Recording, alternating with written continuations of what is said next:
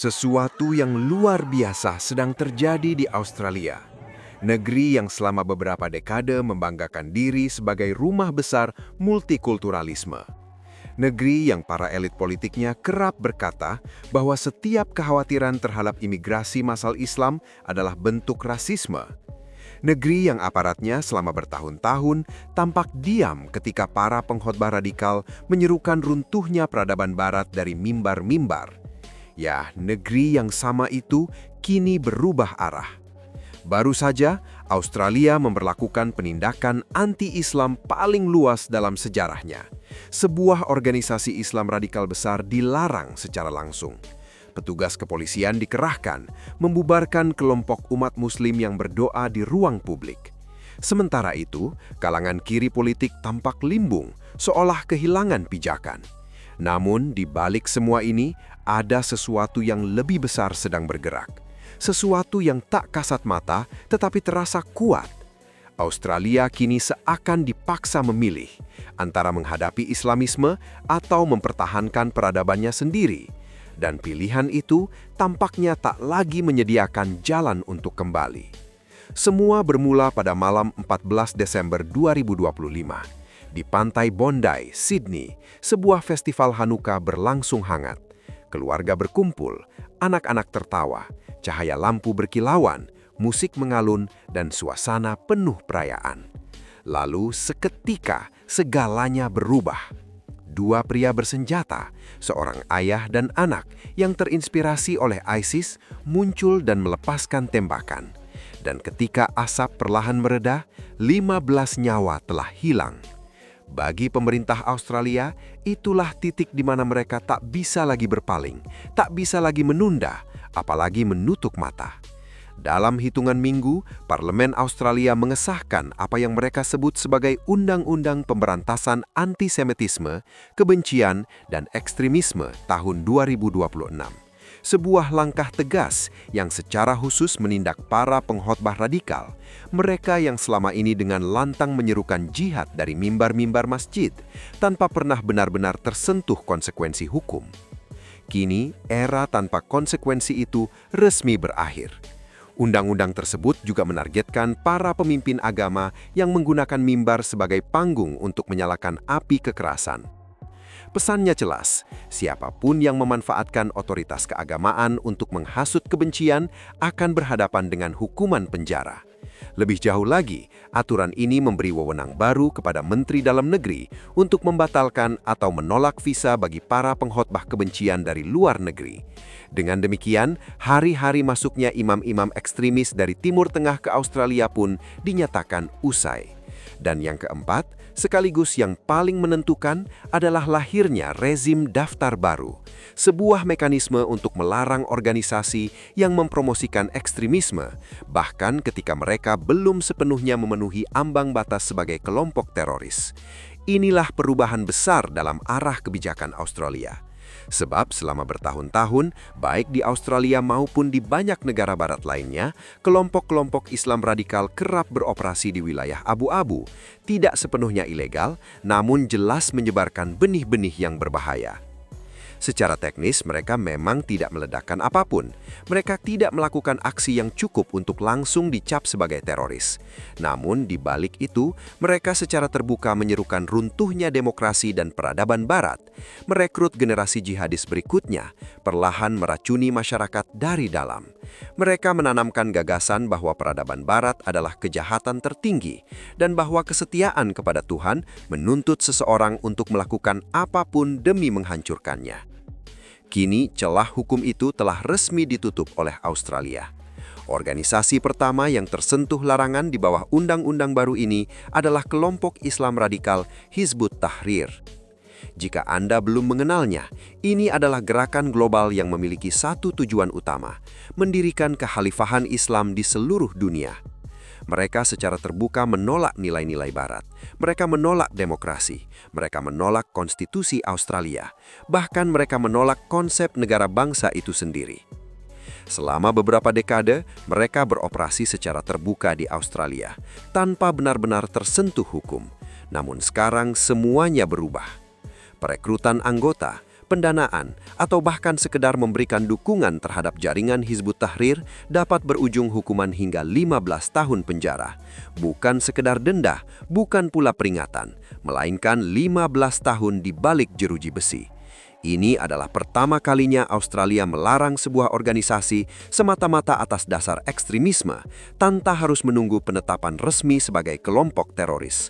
Sebuah tonggak hukum, sebuah pesan yang menggema hingga ke setiap sudut, ke masjid-masjid radikal dan pusat-pusat komunitas di seluruh negeri.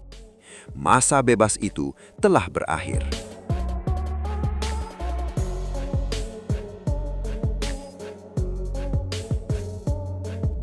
Realitasnya, Australia mulai tersadar. Populasi Muslim di negara itu tumbuh lebih cepat dibandingkan hampir semua kelompok agama lainnya. Di sisi lain, berbagai survei secara konsisten menunjukkan bahwa sebagian dari mereka memiliki pandangan tentang demokrasi, kebebasan berbicara, hak-hak perempuan, serta peran agama dalam pemerintahan. Pandangan yang kerap berbenturan dengan hukum dan tradisi Australia. Dan tragedi di Bondi menjadi titik puncaknya. Sejak peristiwa itu, perubahan terasa nyata.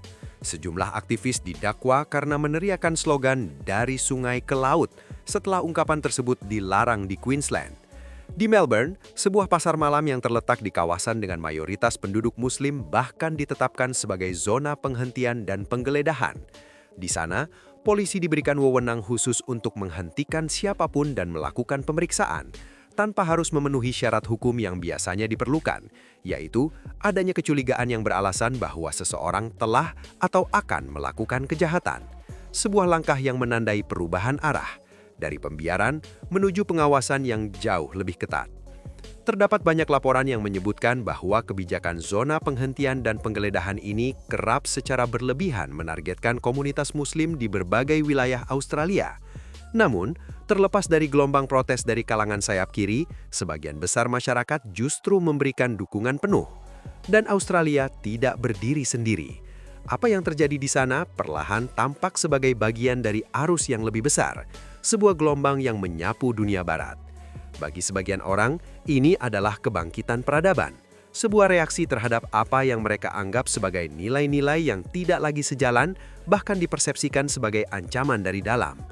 Narasi tentang ketidakcocokan pun menguat, dan di mata sebagian pihak berubah menjadi anggapan tentang penjajahan yang harus dihentikan. Dan upaya untuk melawan itu baru saja dimulai.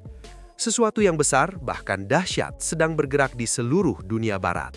Dan Australia kini menjadi salah satu panggung paling nyata untuk menyaksikannya.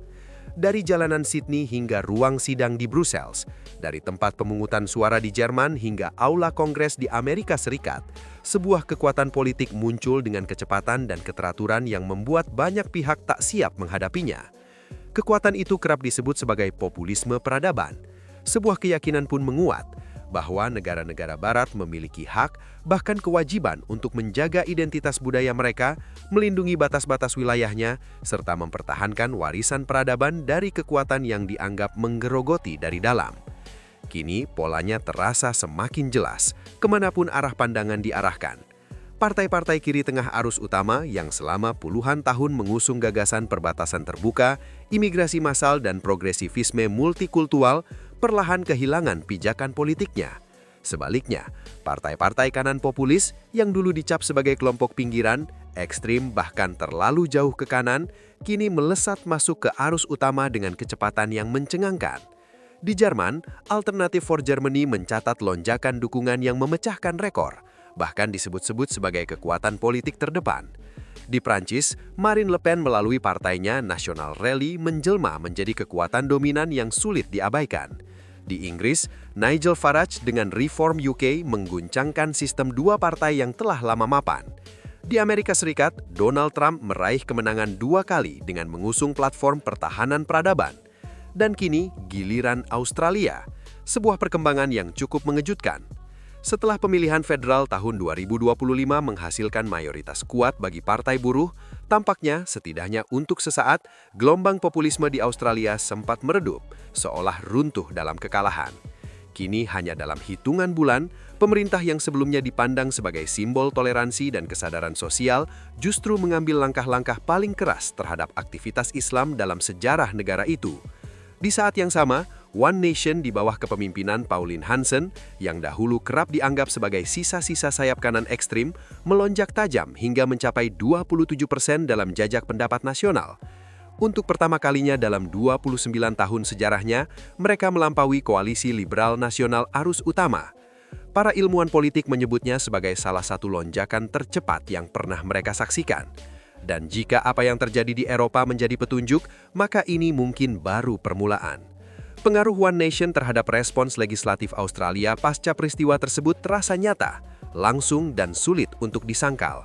Bahkan dalam posisi yang belum sepenuhnya berkuasa, tekanan politik yang mereka bangun telah membentuk arah kebijakan.